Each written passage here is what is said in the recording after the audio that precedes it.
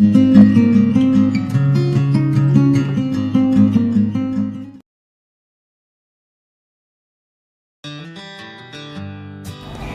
mga mamshis! Samahan niyo po ako ngayong magluto ng paksiw na lechong kawali.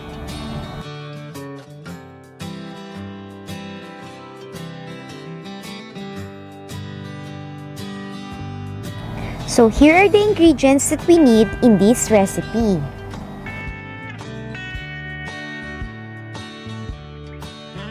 We will be needing leftover lechong kawali. Pwede rin po tayong gumamit ng lechon if you have.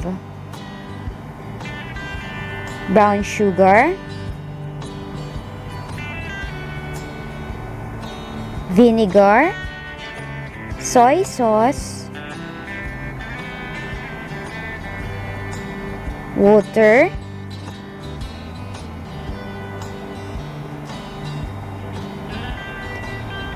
garlic and onion, ganun din ang ating laurel leaf,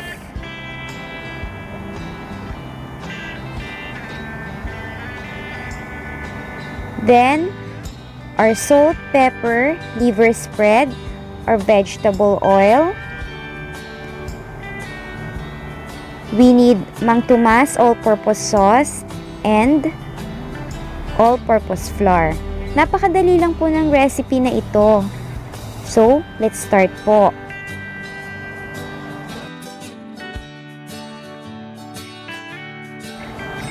Let's heat the pan first before putting in our vegetable oil.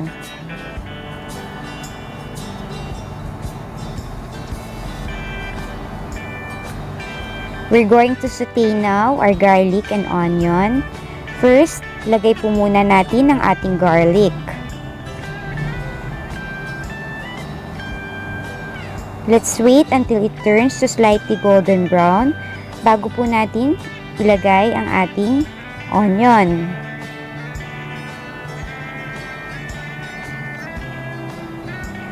Let's lower the heat para hindi po masunog ang ating garlic bago natin mailagay ang ating onion. So now, hinalo ko na po ang ating onion.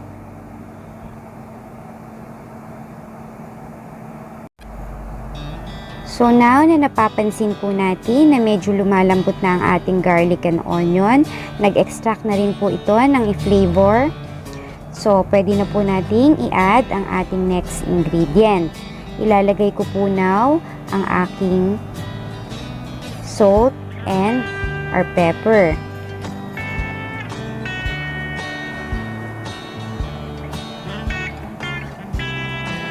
Lagi ko pong inuuna ito sa pagigisa just to be sure na ang aking ingredient na igigisa is magkakaroon agad ng flavor automatically. Kasi yung iba po, ang kanilang pampalasa, panghuli nila nilalagay kasi medyo nag-worry sila baka masyadong mapaalat. Pero pwede naman po natin itong hatiin if you want. Pwede pong lagyan muna natin ng kaunti. Tapos at the end, saka po natin timplahan. So next, inilagay ko na po ang ating lechong kawali. Mga mamshis, dalawa po ang pagkakaiba ng ating paksiw. Ang ating Filipino dish na paksiw na lechon is, ayun po yung lechon na leftover. Pagka naman po paksiw na lechong kawali, yun po yung leftover na lechong kawali. But the process and the ingredients is same lang po. Yan. So now, I'm going to add our soy sauce.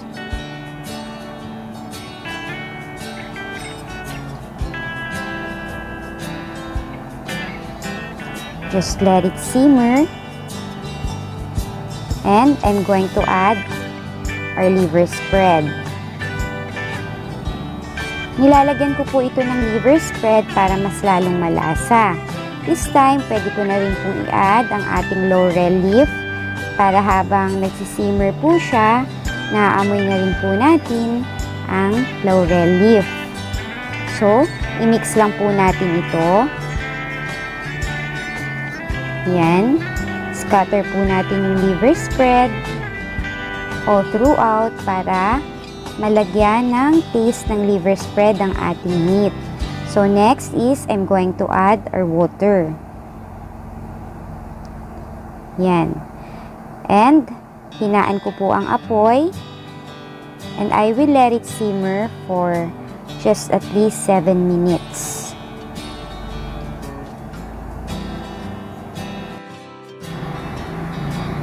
So now, finally, our 7 minutes is already over. So, pwede na po nating i-uncover at haluin ang ating meat. Yan. So, pwede ko na pong isunod ang ating next ingredient. This time, vinegar naman po ang aking ilalagay. Mga mamshis, kapag nailagay na po natin ang ating vinegar, hindi po natin ito kailangang itakpan or pabayaan lang po natin siyang kumukulo. Yan. Hanggang sa mawala po ang amoy ng asim ng ating vinegar. Kasi once po natin tinakpan natin ito, mahihilaw po ang ating vinegar at tuluyang aasim ang ating recipe. So, pagka nilagay ko na po ang aking vinegar, hindi ko po siya tinatakpan and I just let it simmer. Eventually, matatanggal naman po ang kanyang amoy na maasim. So, it means na pwede na po nating isunod ang ating next ingredient. So, nilagay ko na po ang ating all-purpose sauce. Yan. At habang kumukulo siya, haluin po natin ito.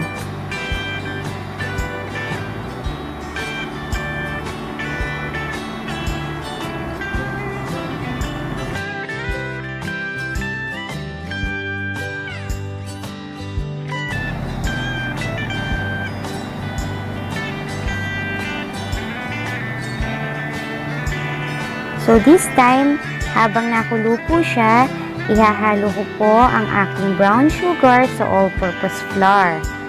We have to avoid the lumps.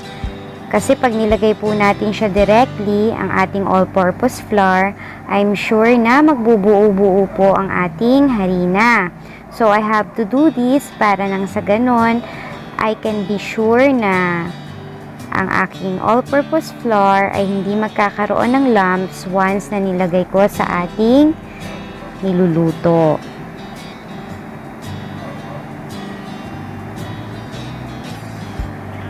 Hinaan po natin ang ating apoy. And while we are putting the all-purpose flour in our recipe, let's be sure na hinahalo po natin ito gradually. Yan. Dahil hindi kumpleto ang lechong paksiw kapag ka ang ating sabaw ay hindi malapot. So, ang all-purpose flour ang nagsisilbing pampalapot nito. So, yan. Haluin lang po natin siya. Halo lang po tayo and eventually mapapansin po natin na unti-unti nang lumalapot ang ating sabaw.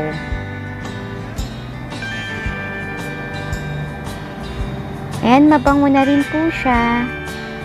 Amoy lechon paksiw na.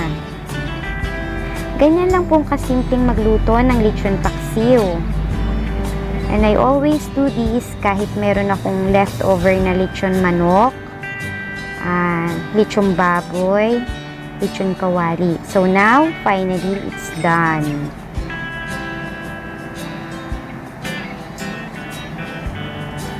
Until our next recipe, mga mamshis, just don't forget to please like, share, and subscribe.